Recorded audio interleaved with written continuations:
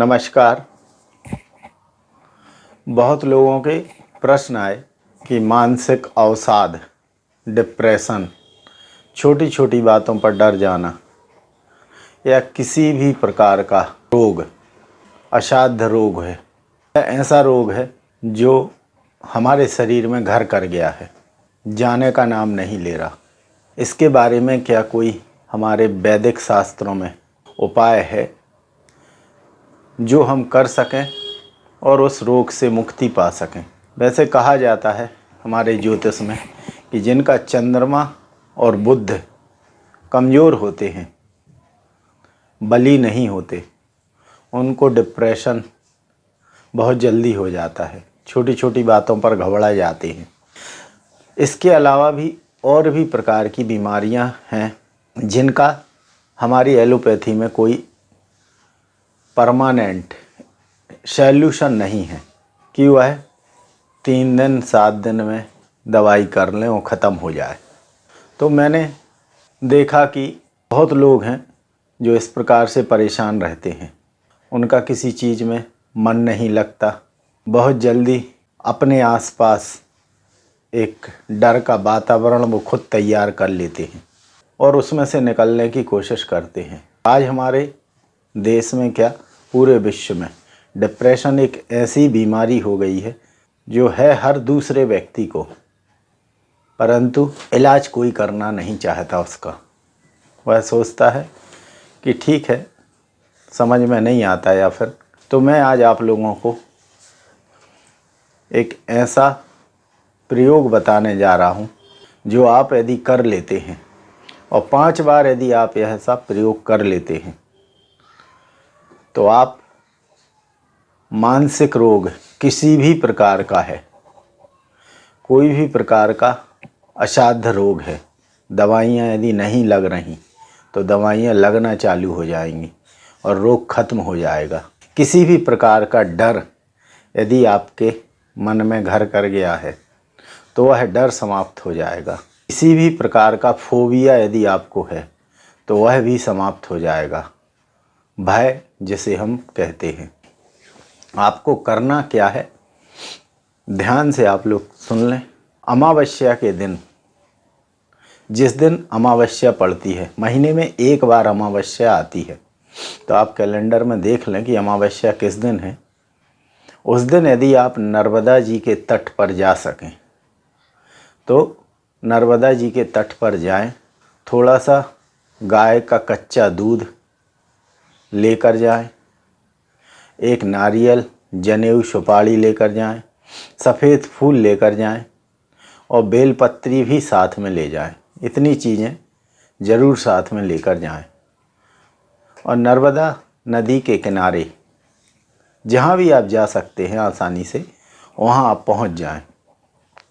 तट पर जाकर माँ नर्मदा को प्रणाम करना है और फिर उसमें आपको नहाना है।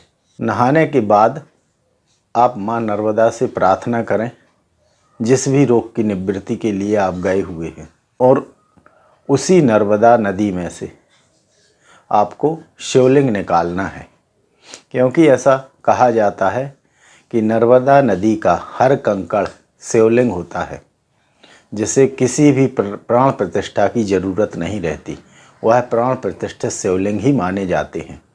मैंने अपने पिछले वीडियो में नर्मदा नदी के बारे में विस्तार से आप लोगों को बताया है, आप उसमें जाकर और अच्छे से सुन सकते हैं। तो आपको नर्मदा नदी से एक शिवलिंग निकालना है। वहीं जहां आपने स्नान किया है आपको शरीर को पोंछना नहीं है, गीले ही कपड़े रखना है।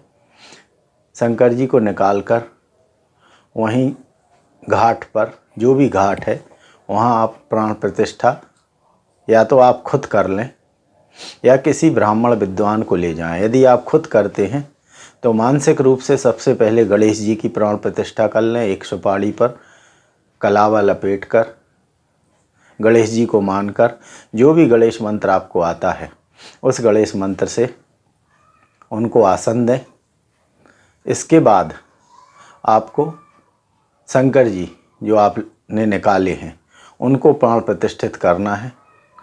सबसे पहले उनको नर्मदा नदी के जल से ही स्नान कराना है।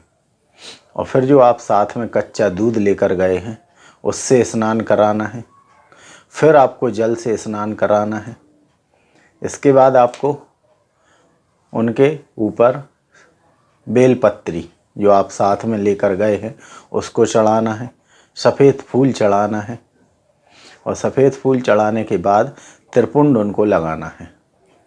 तो आप सफ़ेद चंदन साथ में लेकर जाएं जिससे त्रिपुंड आप उनको लगा सकें। और यदि आपको रुद्राष्टक आता है तो रुद्राष्टक का जाप करें, नहीं आता तो नमः शिवाय का जाप करते हुए भी आप इस क्रिया को कर सकते हैं। इसके बाद आप जो अपने साथ नारियल, जनेऊ और सुपारी ले गए हैं उस पर कुछ द्रव्य दक्षिणा रख के भगवान शंकर को वहीं समर्पित कर देना है। इसके बाद आपको भगवान शंकर को जहाँ से आप निकाल कर लाए हैं वहीं पर आपको उन्हें विसर्जित कर देना है। इस प्रकार का प्रयोग आपको 5 अमावस्या तक लगातार करना है। महीने में एक अमावस्या आती है, उस दिन चलेगा, दूसरे महीने में दूसरी आएगी, ऐसे 5 अमावस्या में ऐसा ही प्रयोग आपको करना है। तो 5 अमावस्या आते आते पहला अमावस्या हो गया, दूसरे और तीसरे अमावस्या से ही आप लोगों को अपने शरीर में अभूतपूर्व परिवर्तन दिखने लगेंगे। क्योंकि माँ नर्मदा शंकर जी की मानस पुत्री हैं। और स्कंद पुराण में एक रेवा खंड नाम का अंश है जो माँ नर्मदा की स्तुति में लिखा गया है। मैंने बताया पिछले वीडियो में, आप पूरा देख लें नर्मदा जी के बारे में और आप इस प्रयोग को करें। यदि आप ऐसा कर लेते हैं तो यकीन माने कि आप मानसिक परेशानी जो भी है, चंद्रमा कितना ही खराब क्यों ना हो कुंडली में, वह सब ठीक हो जाएगा।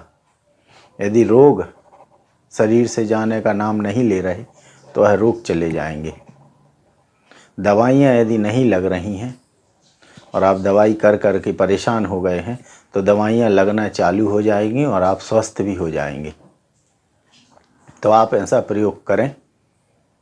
5 अमावस्या, कोई 7 अमावस्या जाना चाहे तो 7 अमावस्या भी जा सकता है, लेकिन 5 अमावस्या आपको लगातार जाना है। आप इस प्रयोग को करें और स्वास्थ्य लाभ उठाएं। यदि आप लोगों ने अब तक मेरा चैनल सब्सक्राइब नहीं किया है तो उसे सब्सक्राइब करें, बेल आइकन दबाएं और ज़्यादा से ज़्यादा शेयर करें जिससे और लोगों को भी इसका लाभ प्राप्त हो सके। नमस्कार।